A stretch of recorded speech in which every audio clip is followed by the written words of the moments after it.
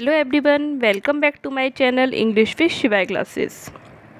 आज हम पढ़ेंगे मॉडर्निज्म, जो कि आपके आने वाले सारे ही एग्ज़ाम्स के लिए हेल्पफुल है। मॉडर्न एज का जो टाइम पीरियड है वो 1900 से लेकर 1940 तक माना जाता है। चलिए स्टार्ट करते हैं। Modernism is a literary and cultural international movement. ये एक लिटरेरी और कल्चरल जो इंटरनेशनल मूवमेंट था वो है, जो स्टार्ट हुआ था 20वीं शताब्दी में। इट स्टार्ट्स अराउंड 19 सेंचुरी से लेकर ये 1940 तक माना जाता है। It was the reaction of realism. जो रियलिज्म था उसका रिएक्शन था मॉडर्निज्म और रोमांटिज्म के अगेंस्ट था। It is used for the field of art and science. जो आर्ट और साइंस का फील्ड था उसके लिए इसका यूज किया जाता था। The term is use to represent the value.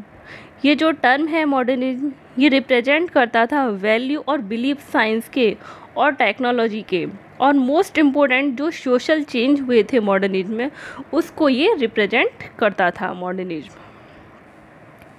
चलिए अब मॉडर्निज्म को हम डिटेल में देखते हैं। This age start after the Victorian period. जो विक्टोरियन पीरियड था उसके बाद ही मॉडर्निज्म की स्टार्टिंग मानी जाती है। ये जो मॉडर्निज्म के टाइम में वर्ल्ड वार हुए थे उसका भी रिएक्शन था। रिएक्शन अगेंस्ट इंडस्ट्रियलाइजेशन, जो औद्योगिकरण और ग्लोबलाइजेशन हो रहे थे, और जो न्यू वर्ल्ड वार्स थे उनके ये खिलाफ था मॉडर्निज्म। अब देखते हैं modernism. What is modernism? Modern है क्या? Modernism is a rebellion state of mind that questions all artist, science and technology, social, religious और इंस्टीट्यूशंस। जो मॉडर्निज्म था वो इन सब पर, साइंस हो चाहे टेक्नोलॉजी हो, सोशल, रिलीजियस और इंस्टीट्यूशन, इन सभी पर एक क्वेश्चन कि ये क्यों, कैसे, कब, इन सब पर एक क्वेश्चन मार्क डालता था। जो मॉडर्निज्म है लैटिन वर्ड मोडो से बना है, जिसका मतलब होता है न्यू और समथिंग इन अ सेंस। मतलब कोई भी एक चीज़ है उसमें एक नयापन, कुछ भी नया, यही मॉडर्निज्म है। जो मॉडर्निज्म के टाइम पर जितने भी इम्पोर्टेंट हिस्टोरिकल इवेंट्स हुए थे अब हम उनको देखते हैं। सबसे पहले जो हुई थी founding of labour party. Labour party की स्थापना हुई थी। The labour party was founded in 1900। 1900 में लेबर पार्टी की स्थापना हुई थी, जो रिप्रेजेंट करती थी the interest of the working class. जो वर्किंग क्लास का जो इंटरेस्ट था उसको ये रिप्रेजेंट करती थी। इट सपोर्ट्स, ये सपोर्ट करती थी लिबरल गवर्नमेंट को, विच रिमेन्ड इन पावर, जो पावर में रही थी 1905 से 1915 तक ये पावर में रही थी। Liberals were responsible for introducing old age pension and national insurance against unemployment and ill health। जो लिबरल्स थे इसके वो रेस्पॉन्सिबल थे, जो ओल्ड एज पेंशन और नेशनल इंश्योरेंस था उसको इंट्रोड्यूस कराया, जो अनएम्प्लॉयमेंट और इल हेल्थ के खिलाफ थे। अगर क्वेश्चन ये बन जाता है कि लेबर पार्टी की स्थापना कब हुई थी, तो ये 1900 में हुई थी, जो पावर में रही थी 1905 से 15 तक। नेक्स्ट है world war first. World war first हुआ था 1914 से लेकर 1918 तक। The first world war which begin on 28 जून 1914 को वर्ल्ड वार फर्स्ट की स्टार्टिंग हुई थी, जो चला था 11 नवंबर 1918 तक with a feeling of relief. जो एक, जब इसकी एंड हुआ तो ये एक फीलिंग थी रिलीफ की, दैट जो ब्रुटैलिटी थी वो चारों तरफ फैली हुई थी, और जो 4 साल के बाद ख़त्म हुई थी। 4 years with grim brutality, warfare with advanced chemical weapon shattered the old belief system। चारों तरफ केमिकल वीपन फैला और इन सब की ब्रुटैलिटी ये 4 साल के बाद जाकर ख़त्म हुई। द हॉरर, जो भय था, दैट कॉन्फ्लिक्ट ऑल्टर्ड, जो कॉन्फ्लिक्ट था वो ऑल्टर्ड फैला हुआ था। The world war for decades, the writers were reflected the shifted outlook in their work. जो वर्ल्ड वार के टाइम पर जो राइटर्स ने जो कुछ भी अपने चारों तरफ देखा वही उन्होंने अपने वर्क में इसको रिप्रेजेंट किया। क्वेश्चन बन जाता है कि वर्ल्ड वार फर्स्ट की स्टार्टिंग कब हुई थी, तो जो जून 28, 1914 से लेकर 11 नवंबर 1918 तक इसकी वर्ल्ड वार फर्स्ट चला था। ग्रेट डिप्रेशन, एक टाइम जो हिस्टोरिकल इवेंट में आता है ग्रेट डिप्रेशन, जिसका टाइम पीरियड था 1930। The great depression started in 1929 में स्टार्ट हुआ था with wall street market crash. Wall street market crash के साथ में इसकी स्टार्टिंग हुई थी।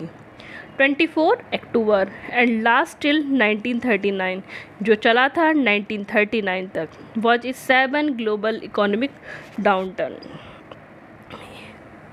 नेक्स्ट है जनरल स्ट्राइक्स। उस टाइम पर जनरल स्ट्राइक्स भी हुई थी।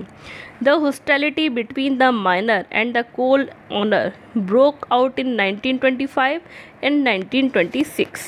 जो कोल माइनर्स थे और कोल ऑनर थे और माइनर थे, उनके बीच में जो जनरल स्ट्राइक हुई थी वो हुई थी 1925 से लेकर 1926 तक।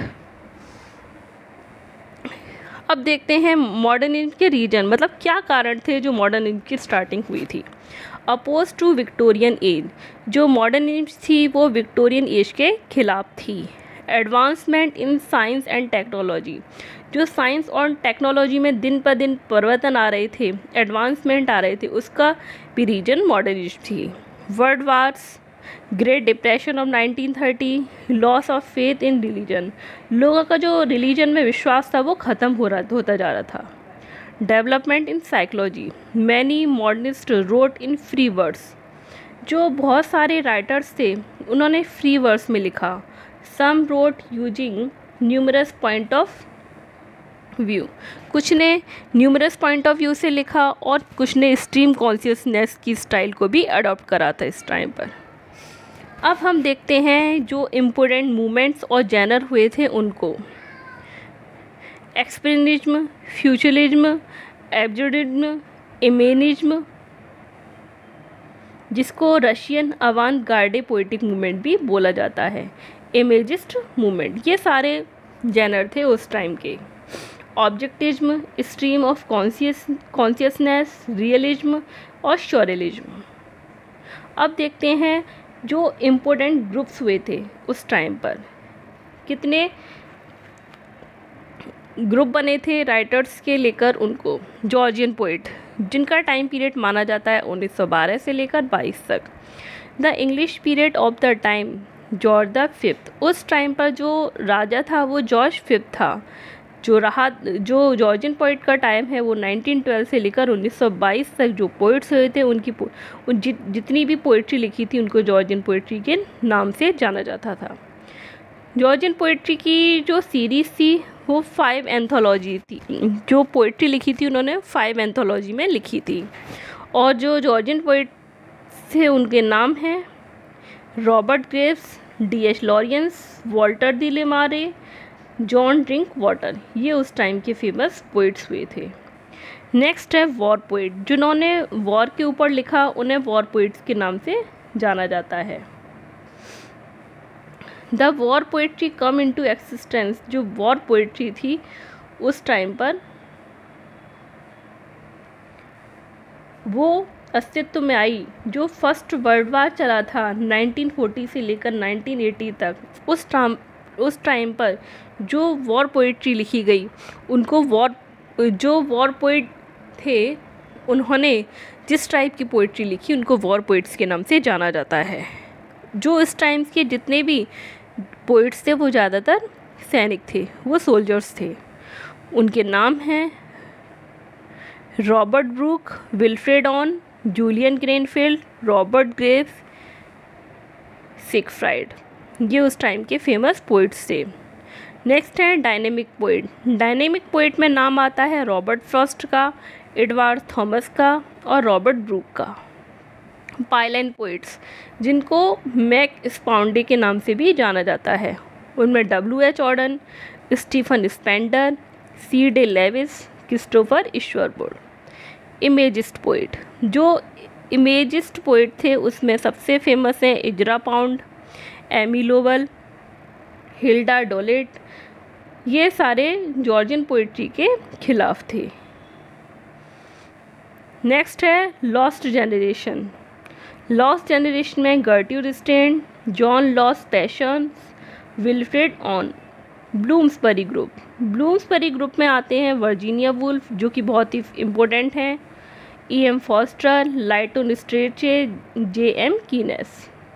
हार्लेम रेनेसा, जिसको न्यू नेगरो मूवमेंट के नाम से भी जाना जाता है।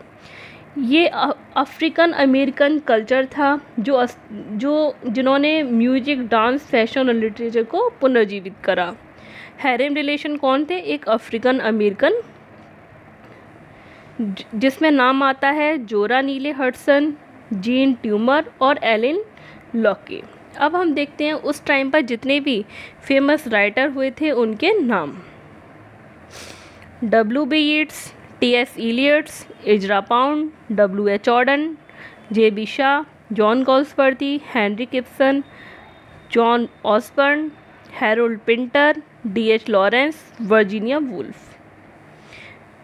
James Joyce, Philip Larkin, Ted Hughes, Thom Gunn, Charles Tomlinson, I.A. Richards. अब जो मॉडर्न एज के राइटर हुए थे, जितने भी उन्होंने जितने इम्पोर्टेंट वर्क थे, अब हम उनको देखते हैं। W.B. यीट्स, जिनमें उनका फेमस वर्क बाइजेंटियम है।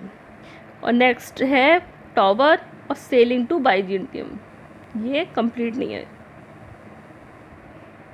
T.S. इलियट का फेमस वर्क द वेस्टलैंड, ये इनका बहुत ही फेमस वर्क है। J.B. शाह, जिनका पूरा नाम है George Bernard Shaw. Saint John, arms and the man, इनका बहुत ही इम्पोर्टेंट वर्क है। पिग्मेलियन, जॉन गॉल्सवर्थी, जिनको इन्होंने जितने भी वर्क लिखे अपने, वो सोशल और जो प्रॉब्लम्स को लेकर ही लिखे, जितने भी सोशल प्रॉब्लम्स थी उनको लेकर ही लिखे। जिसमें उनका बहुत ही फेमस वर्क है Forsyte Saga, Justice, Strife, the Silver Box. और भी फेमस वर्क हैं, लेकिन ये इनके बहुत ही ज़्यादा फेमस वर्क रहे हैं। नेक्स्ट है हेनरिक इब्सन, जिनका फेमस वर्क है a Doll's House. John Osborne का वर्क है look back in anger. Harold Pinter, the Caretaker और birthday party. Birthday party important है। D.H. लॉरेंस का वर्क है sons and lovers, women in love. Virginia Woolf, ये बहुत ही famous थी। इनका बहुत ही फेमस वर्क है Mrs Dalloway, a rooms of one's own to the Lighthouse. James जॉयसी का Ulysses, the portrait of the artist as a young man, ये इनके वर्क हैं। अब हम मॉडर्न एज में जितने भी की फैक्ट्स, जो कुछ की फैक्ट्स हैं उनको देखते हैं। Modern age is also called the age of war and great depression. जो मॉडर्न एज है वो वॉर की यानी युद्ध की और ग्रेट डिप्रेशन की एज भी कहा जाता है। द टर्म इकोलॉजिकल इम्पेरियलिज्म, जिसको दिया है अल्फ्रेड क्रॉसबी, ये इम्पोर्टेंट है कि ये टर्म किसने दिया है? अल्फ्रेड क्रॉसबी ने इसको दिया है। इजरा पाउंड ने coined the term modernism in relation to literature. T.S. Eliot is often regarded as the father of modernist poetry. जो T.S. Eliot हैं उनको modernist poetry का father के रूप में जाना जाता है। James Joyce is known for his use of stream consciousness technique. जो जेम्स जॉयसे हैं वो स्ट्रीम कॉन्शियसनेस टेक्निक के लिए जाने जाते हैं।